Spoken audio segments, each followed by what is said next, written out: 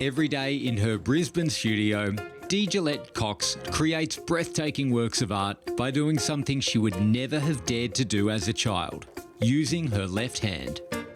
When I was a wee girl in primary school, it was apparently a heinous, hideous, evil thing to be left-handed.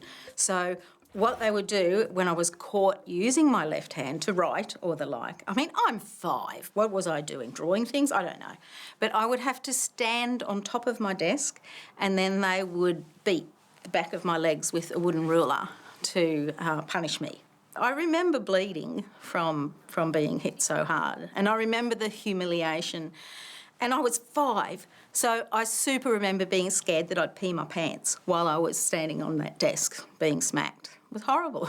It was truly traumatisingly horrible. It's hard to believe today, but until about 50 years ago, this sort of treatment was common for left-handers all over the world.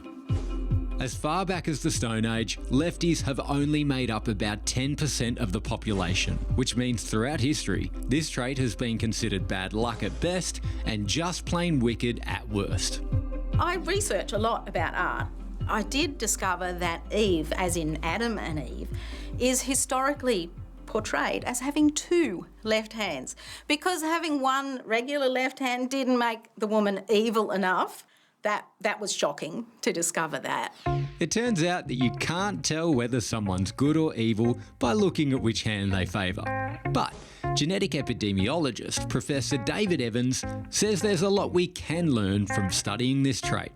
Whether you're right or left-handed is correlated with what's going on in the brain. So, for example, people who are right-handers are much more likely to be very lateralised in terms of their brain function and have their language centres in the left hemisphere. Whereas individuals who are left-handed, it's more likely that they have less lateralisation and you have language in both hemispheres rather than just the left.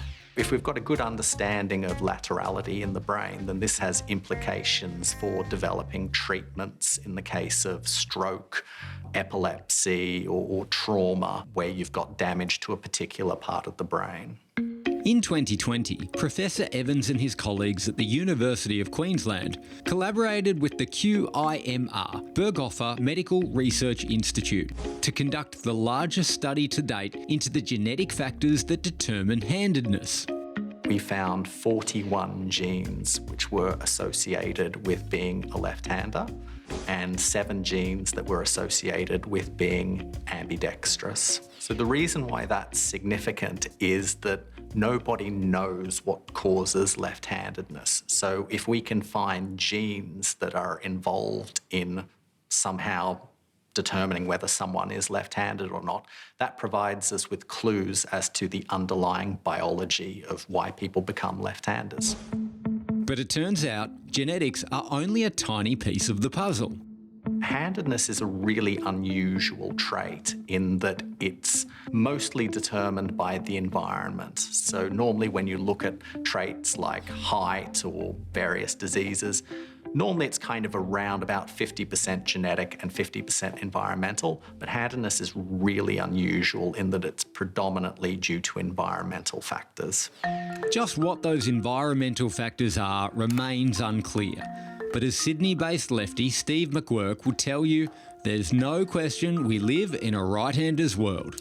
Back when our youngest daughter, who's left-handed, was 7, she decided one night she wanted to feed the dog. And we went to open the can of dog food and she struggled with the right-handed, the standard can opener, the only can opener we had, and we ended up having major tantrums. And of course the dog had to be fed by somebody else. Steve's fruitless search for a left-handed can opener inspired him to start up his online business, Lefties, Australia's only retailer of left-handed products. So the most popular product group that we have is scissors. When we use a pair of scissors, we are pushing with the thumb and pulling with the fingers. And what that does is it moves on the pivot to cause the blades to actually rub against each other and cut the piece of paper. If you're using the wrong scissors in those hands, then it causes the blades to splay apart and they don't cut. Since starting up in 2003, Steve's little family business has grown to stock over 300 products, including left-handed veggie peelers, garden tools and measuring jugs.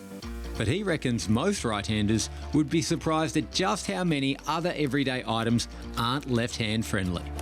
Well, where do you start? The turnstiles at the train station, you know, when you put your Opal card, that's the right hand. The microwave oven, the FPOS machine, if you're swiping your card, the swipe slot is on the right-hand side of the keypad. Chainsaws and circular saws, the whippersnipper and the lawnmower, the zip pull on those, power drills, all those sorts of things, they're all set just for the right-hander. Despite the many little challenges, Steve couldn't be prouder to be part of this exclusive club. After all, he's in pretty good company. 1 out of 4 astronauts was left-handed, so, you know, double the normal population. We have, you know, perfect role models for us of examples of creativity, like, you know, Leonardo da Vinci, Michelangelo. 6 of the last 8 US presidents were all left-handed. As a group, we're adaptable, whether it be through necessity or ability, and that lends us to be able to work with whatever comes our way.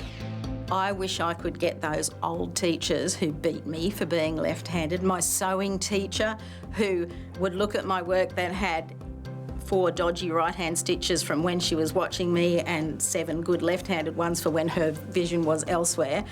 All of them, I'd like to line them all up and go, right, everybody, excuse me, do you see what the hand does now?